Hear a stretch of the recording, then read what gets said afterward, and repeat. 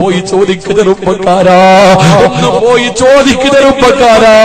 രോഗം പിടിച്ചിട്ട് വീടിന്റെ മൂലയിൽ ഉമ്മയ്ക്ക് ഡബിൾ കോട്ട് കട്ടിലില്ല, ഉമ്മാന് AC ഇല്ല, ഉമ്മയ്ക്ക് അറ്റാച്ച്ഡ് ബാത്റൂമില്ല, കളർ ലൈറ്റുകളില്ല. വീടിന്റെ ഒരു മൂലയിൽ കിടക്കുന്ന നിന്റെ പ്രിയപ്പെട്ട മാതാവിന്റെ ചാരത്ത് നിന്നിട്ട് ഒന്ന് ചോദിക്കണം, ഉമ്മ എന്റെ കൈകൊണ്ട് ഞാൻ ഇത്തിരി ഭക്ഷണം പാലിത്തരട്ടെ. ചോദിക്കുമ്പോ ഉമ്മാന്റെ മുഖത്തൊന്ന് നോക്കണം, ചോദിക്കുമ്പോ ഉമ്മാന്റെ മുഖത്തൊന്ന് നോക്കണം. കണ്ണ് നിറയും ചെറുപ്പക്കാരാ. സന്തോഷം കൊണ്ട് പടച്ചവനെ, എന്റെ പൊന്നുമോനെന്നെ മറന്നില്ലല്ലോ.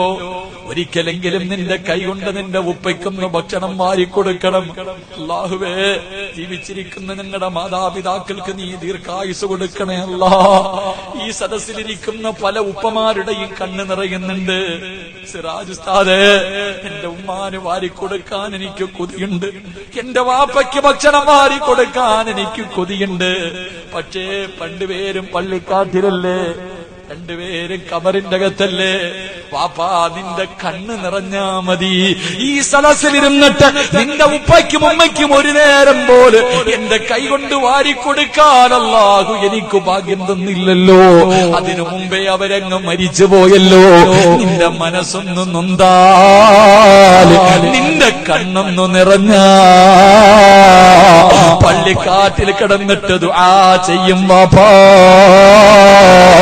പള്ളിക്കാട്ടിൽ കിടന്നിട്ട് നിന്നെ പോലെ ഒരു മകനെ കിട്ടിയെടുത്തിട്ട് നിന്റെ വാപ്പയും ഉമ്മയും സന്തോഷിക്കുകയാ.